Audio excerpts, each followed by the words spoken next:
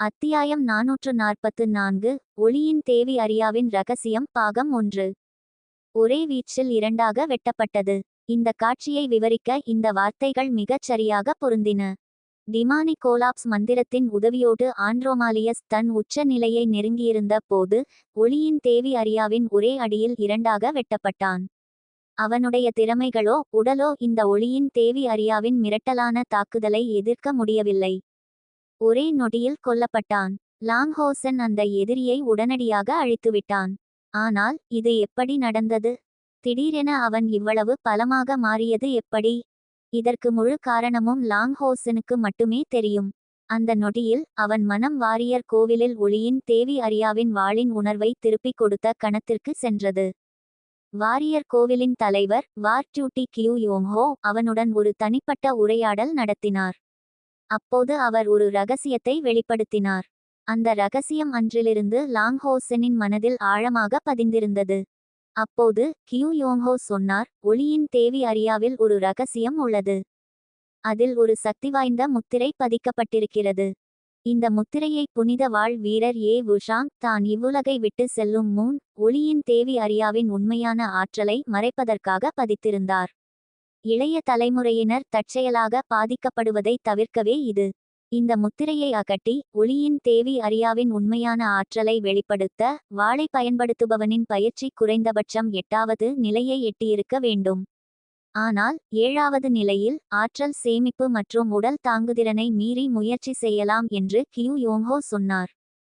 பின்னர் கியூ யோங்ஹோ அந்த முத்திரையை அகற்றும் முறையை லாங்ஹோசனுக்கு கற்றுக் கொடுத்தார். கியூ யோங்ஹோ புனித வாழ் வீரர் ஏ வுஷாங்கின் முன்னாள் காவல் நைட்டாக இருந்தவர். மேலும் முழு கண்டத்திலும் இந்த முறையை அறிந்த ஒரே ஆள் அவர்தான். லாங்ஹோசென் வாளின் உணர்வை திருப்பிக் கொடுக்க வந்தபோது காட்டிய நேர்மையால் நெகிழ்ந்து இந்த ரகசியத்தை வெளிப்படுத்தினார். ஏனெனில் ஏ வுஷாங்கின் மரபை ஏற்கக்கூடிய ஒரு புதிய தெய்வீக புனித வாழ் வீரரின் பிறப்பை அவரும் பார்க்க விரும்பினார். சற்று முன்பு லாங்ஹோசன் ஆற்றல் சேமிப்பின் உதவியுடன் தன் ஆன்மீக ஆற்றலை உச்சத்திற்கு உயர்த்தி முதல் முறையாக ஒளியின் தேவி அரியாவின் முத்திரையை அகட்டி இந்த தெய்வீக வாளின் உண்மையான ஆற்றலை முதன்முறையாக பயன்படுத்தினான். ஆண்ட்ரோமாலியஸ் இந்த தெய்வீக வாளுக்கு முதல் பலியானான். லாங்ஹோசன் இதைச் செய்ய காரணம் மிக எளிமையானது. ஆண்ட்ரோமாலியஸுக்கு எதிர்த்தாக்குதல் செய்ய எந்த வாய்ப்பையும் கொடுக்க விரும்பவில்லை. ஃபாரஸ் போவா கிங்கிடமிருந்து அவன் பாடம் கற்றிருந்தான். அதனால் தன் மிக சக்திவாய்ந்த தாக்குதலை பயன்படுத்தி பாம்பு டெவில் காட் ஐ முற்றிலும் அழித்து அவனது ஆன்மாவையும் உயிரையும் முழுவதுமாக அழித்து தெய்வீக புனித வாளால் அவனை முற்றிலும் நிர்மூலமாக்கினான். ஆண்ட்ரோமாலியஸின் உடலில் இருந்து ஒரு கருஞ்சிவப்பு ஒளி பிரகாசிக்கத் தொடங்கி வெளியே பறந்தது. இது மிகவும் திடீரென நடந்தது. 10வது புனித காவலரை விட வேகமாக இருந்தது. மங்கலாக பார்க்கையில் அது ஒரு கிரீடமாக தெரிந்தது. கருஞ்சிவப்பு நிறத்தில் இரத்தம் சொட்டும் ஒரு கிரீடம். லாங்ஹோசனின் குழு ஒரு டெமான் காட்டின் வாரிசை கொன்றபோது அவர்கள் ஒரு இன்ஹெரிடன்ஸ் கிரவுனை பெற்றிருந்தனர். ஆனால் இந்த டெமான் காட் கிரவுனில் இருந்து வெளிப்பட்ட ஆற்றல் அப்போதையதை விட மிகவும் சக்திவாய்ந்ததாக இருந்தது. இது ஆண்ட்ரோமாலியஸின் டெமான் காட் தூணுடன் இணைய முயற்சித்து தப்பிக்க முயன்றது. இப்படி பல ஆண்டுகளுக்குப் பிறகு ஒரு புதிய பாம்பு டெவில் காட் மீண்டும் தோன்றி பாம்பு டெவில்களை ஆளலாம். லாங்ஹோசென்னால் அதை தடுக்க முடியவில்லை. மற்றவர்கள் 2 புனித காவலர்கள் உட்பட லாங்ஹோசெனின் புயல் தாக்குதலால் இன்னும் அதிர்ச்சியில் இருந்தனர். அவர்கள் அதிர்ச்சியில் இருந்து மீண்டபோது அந்த கருஞ்சிவப்பு கிரீடம் ஏற்கனவே அவர்களை கடந்து பறந்து கொண்டிருந்தது. யாடிங் ஒளியின் தேவி அரியாவின் முழு ஆற்றலை வெளிப்படுத்த உதவியதால் பலவீனமடைந்து புனித ஆன்மீக அடுப்பின் இழுக்கும் திறனை பயன்படுத்த முடியவில்லை. பெரும் அதிர்ச்சியில் இருந்த லாங்ஹோசென் அதை தடுக்க முடியாமல் தவித்தான். ஆனால் அந்த நொடியில் ஒரு ஆர்வமா ஹாக்கன்ஸ் கிரவுனை முழுவதுமாக விழுங்கப்பட்டது. அந்த டெமான் காட் கிரவுன் மிகவும் வேகமாக இருந்தது. அதை தவிர்க்க முடியாத அளவுக்கு வேகமாக இருந்தது. ஆனால் அது முழுவதாக விழுங்கப்பட்டது. அதை விழுங்கியவன் ஹவ்யூவின் 5 தலைகளில் ஒன்றான லிட்டில் லைட் ஆக இருந்தாது. எல்லோரையும் அதிர்ச்சியில் ஆழ்த்தியது. லின்சின் முதலில் விரைந்து சென்று, அன்பு ஹவ்யூ, அதை உமிழ்ந்து விடு என்று கேட்க முயன்றான். அவன் மருந்து பையன் மட்டுமல்ல, பேராசைக்காரனுக்கு அப்பாற்பட்டவன்.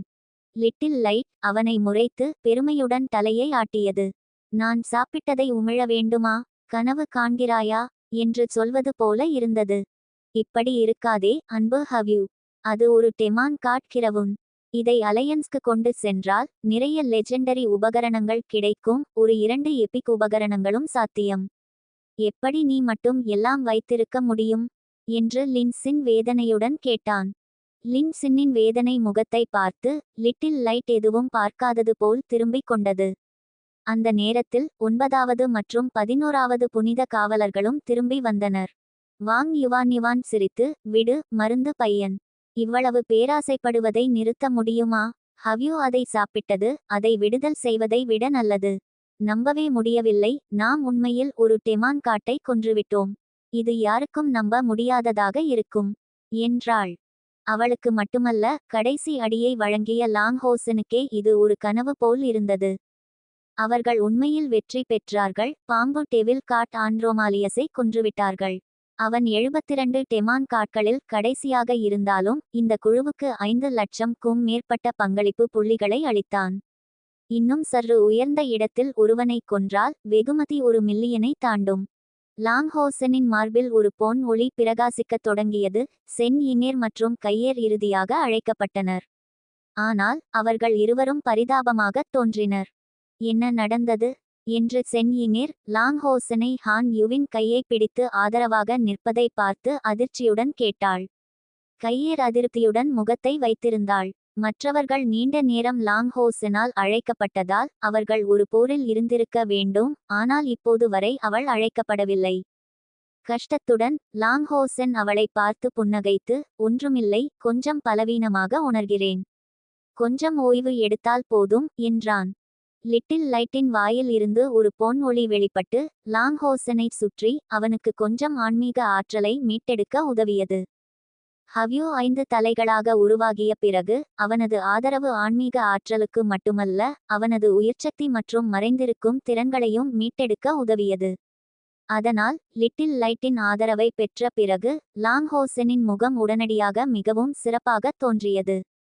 தொலைவில் ஃபாரஸ்ட் போவா கிங்கின் உடல்கள் மற்றும் 6 அல்லது 7 சாதாரண ஃபாரஸ்ட் போவாக்களின் உடல்களை பார்த்து சென் யிங்கேர் மற்றும் கையேர் திகைத்து நின்றனர். சென் யிங்கேர் சந்தேகத்துடன், போர் முடிந்துவிட்டதா? கடவுளே, அது ஒரு டெமான் காட் தூணா? பாம்பு டெவில் காட் ஆண்ட்ரோமாலியஸ் என்ன ஆனான்? அவன் தப்பித்தானா என்று விசாரித்தாள். சிரித்து, தப்பித்தானா? அவன் எங்கு ஓடுவான்? அவன் அங்கேயே இருக்கிறான், ஆனால் துண்டு துண்டாக மட்டுமே உள்ளான். இருந்தாலும் அவை எல்லாம் நல்ல பொருட்கள். பின்னர் எல்லாவற்றையும் பொதி செய்ய வேண்டும் என்று வாங் யுவான் தடையின்றி வெளிப்படுத்தினாள். மருந்து பையன் இன்னும் ஆரவாரம் காட்டுவதை நிறுத்த முடியுமா என்று அவள் கேட்டாள். பாம்பு டெவில் காட் இறந்துவிட்டதாக கேட்டு கையேர் இன்னும் சற்று சிறப்பாக இருந்தாள், ஏனெனில் அவளுக்கு மறதி நோய் இருந்தது. ஆனால் சென் யிங்கேர் திகைத்து நின்றாள். நீங்கள் பாம்பு டெவில் காட்டை கொன்றுவிட்டீர்களா? கடவுளே, அது எப்படி சாத்தியம் என்று கேட்டாள். ஹான் யுவின் உடலில் இருந்து ஒரு பொன் ஒளி வெளிப்பட்டு அனைவரையும் உள்ளடக்கியது.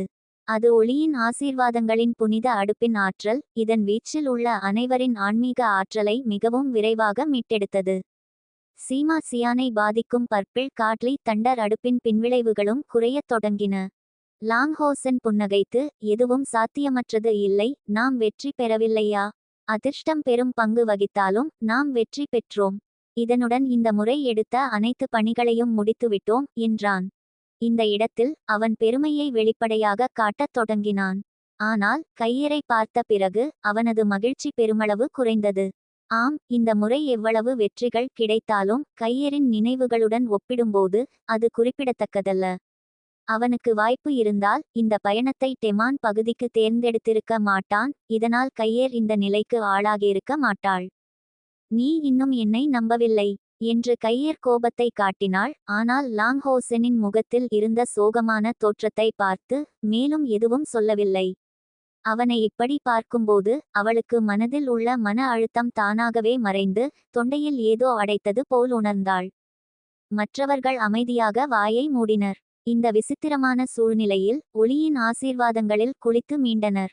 மிக விரைவாக லாங்ஹோசென் தன் எல்லைகளை மீறியதால் மற்றும் சீமா சியான் பக்கவிளைவுகளால் பாதிக்கப்பட்டவரை தவிர அனைவரும் உச்சநிலைக்கு மீண்டனர். 4 புனித காவலர்களும் இதற்கு விதிவிலக்கல்ல. இதிலிருந்து ஒளியின் ஆசீர்வாதங்களின் புனித அடுப்பின் பெரும் ஆற்றலை பார்க்கலாம். லாங்ஹோசென் போர்க்களத்தை சுத்தப்படுத்த வேண்டிய நேரம் அனைவரும் என்று கூறி ஃபாரஸ் போவா கிங்கின் உடலை நோக்கி முன்னேறினான். போர்க்களத்தில் ஃபாரஸ் போவா கிங்கை தவிர 6 அல்லது 7 சாதாரண ஃபாரஸ் போவாக்களின் உடல்கள் இருந்தன. பாம்பு டெவில்களை அழித்த பிறகு தப்பித்த ஃபாரஸ் போவாக்கள் மிகவும் குறைவு. ஆனால் இது லாங்ஹோசெனின் குழுவுக்கு சிரமத்தை மட்டுமே அளித்தது. லாங்ஹோசென் ஃபாரஸ் போவா கிங்கின் உடலை தன் நித்திய இசை பெண்டன்ட் இல் கவனமாக மீட்டெடுத்தான். இந்த போர்க்களத்தில் மிச்சமிருக்கும் ஆன்மீக ஆற்றலை உறிஞ்சுவதை அவனால் இன்னும் உணர முடிந்தது. பாம்பு டெவில் உயர்குடிகள் மிகவும் விலை உயர்ந்தவை, அவற்றின் மந்திர படிகங்களை பற்றி சொல்லவே தேவையில்லை. லாங்ஹோசெனின் நித்திய இசை பெண்டன்ட் அண்ட் சேமிப்பு திறன் கிட்டத்தட்ட வரம்பற்றது. இங்கு மீட்டெடுக்கக்கூடிய அனைத்தையும் கொண்டு வருவதற்கு ஒரு நொடி எடுத்தது. இதனால் போர்க்களம் மிகவும் சுத்தமாக மாறியது.